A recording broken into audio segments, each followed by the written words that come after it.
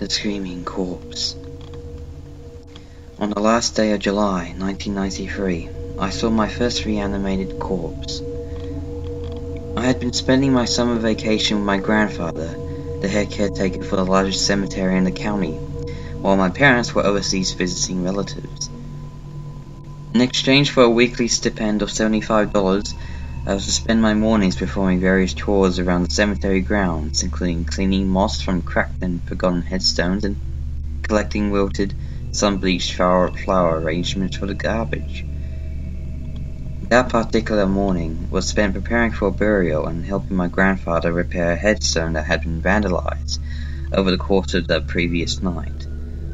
We had been working on it since mid-morning, and when we finally finished, the sun was high in the noon sky. After we finished cleaning up, I went to look for a comfortable spot to take my lunch break and read an old Lovecraft collection purchased the day before from a used bookstore.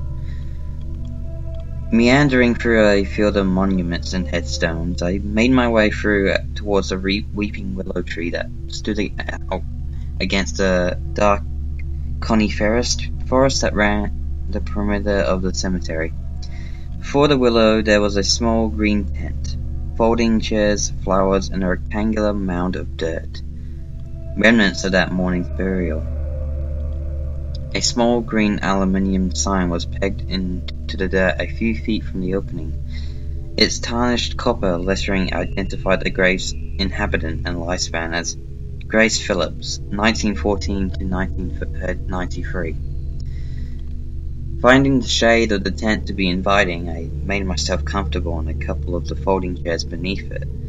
I wasn't 2 pages into the story, Dagon, when I heard what I thought was a strange muffled sound of thumping began to resonate from the capped burial vault in the grave before me.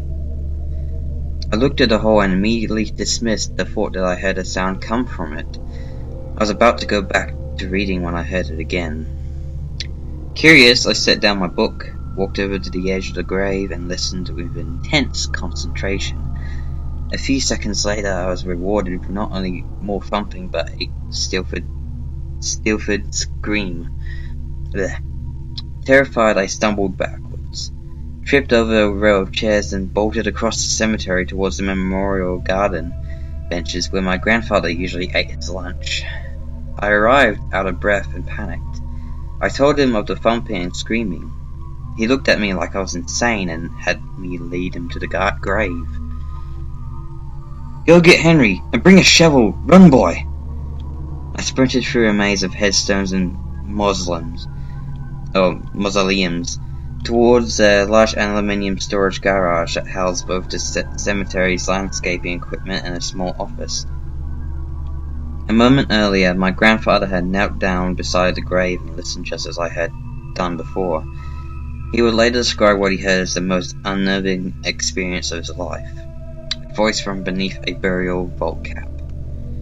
I burst into the office, startling Henry to drop one of the bags of peat moss he was stacking in a wooden bin, splitting it open at his feet. "Damn it, why do—" I didn't let him finish. Between gasps for air, I told Henry that my grandfather needed him right away. Sensing trouble, he quickly forgot the bag and we took off running. Henry followed me with a fervent pace, as he could muster for a man of his age and stature. When my grandfather spotted us coming, he began shouting for Henry to bring the goddamn backhoe around. Henry, who had worked for my grandfather for 20 years and had never questioned one of his orders, ran down to the gravel road to where the backhoe was parked away from that morning's mourners. I joined my grandfather and who then proceeded to lower himself into the grave and straddle the vault. He cupped his hands around his mouth and shouted into the vault. "Hello? Can you hear me? We're going to get you out of there." He was answered by a muffled shriek. Off in the distance, I heard the backhoe's diesel engine sputter to life with an oily growl. Minutes later, Henry piloted the machine over the stone-pegged horizon, its dented chrome exhaust pipe belching a thick cloud of blue smoke that trailed behind it. When it arrived, I stood back and watched as my grandfather instructed Harry, who had manipulated the backhoe's arm, into the position over the grave. Henry jumped off the idling machine and removed the chain harness hanging from a makeshift steel hook on the side of the cab. He connected the harness to a loop of steel welded to the bottom of the scoop and then climbed back into the backhoe. My grandfather directed him to slowly lower the chains into the grave. Hooks dangled from the ends of 4 rusted chains as the backhoe lowered the harness down into the grave. When the hooks were resting on the surface of the vault's cap, my grandfather waved for Henry to stop. He secured the hooks to the rebar loops and protruding from each corner of the lid and climbed out. Henry brought the backhoe's steel arm up with a hydraulic wind, lifting the cap off the burial vault. The rumble of the engine had drowned out any audible sound of movement, and it wasn't until the cap was resting on the grass beside the grave and the backhoe's engine switched off that we could hear the blood-colored shrieking and furious thumping from within the stained hardwood casket.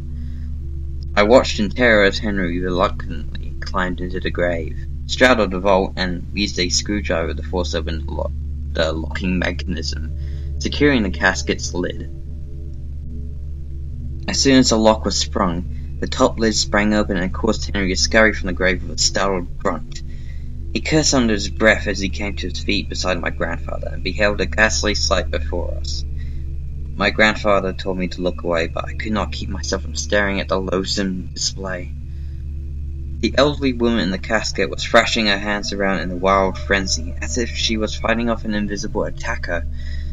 Every muscle in her body twitched with uncontrollable spasms. Her eyelids fluttered, her irises and pupils concealed by white plastic caps the mordant had used to hold her eyelids shut.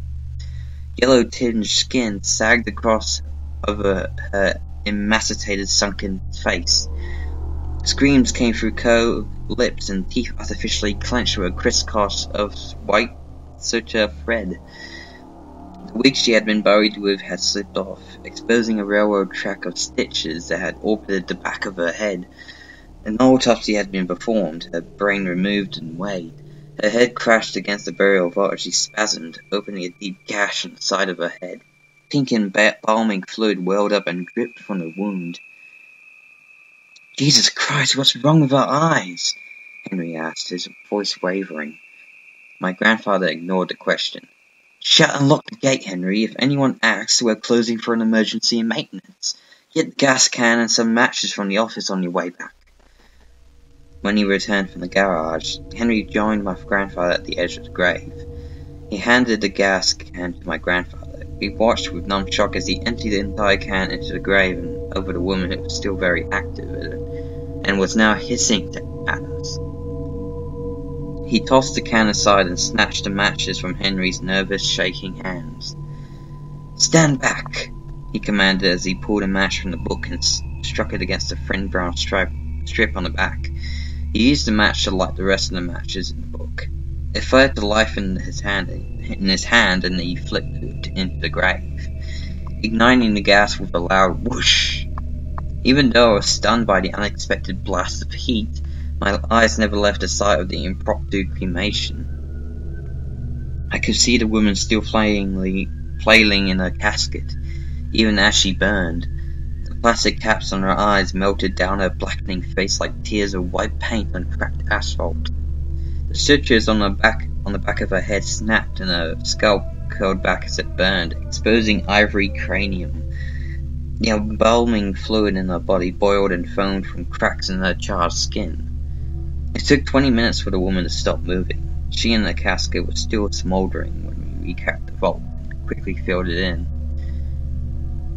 When we had the backhoe parked in its usual space next to the garage, we collected ourselves to the confines of grandfather's office. We sat in silence at his desk as we pondered what to make of the horror we had all just witnessed. My grandfather broke the silence. He stated that we were to keep the day's events a secret that we would carry to our graves. Before the end of the summer, we would find 2 more what we began to refer as moving burials, and had cremated the reanimated corpses. We never spoke of the cemetery's secret to anyone, nor did we discover the reason for the atrocious things we found twitching and writhing in the ground. 2 weeks ago, my grandfather died from a 2-year battle with lymphoma. In accordance to his last wishes, he was buried in the same cemetery that he spent so many years caring for. I visit his grave every day, and when I'm sure no one's watching, I press my ear to the ground and listen.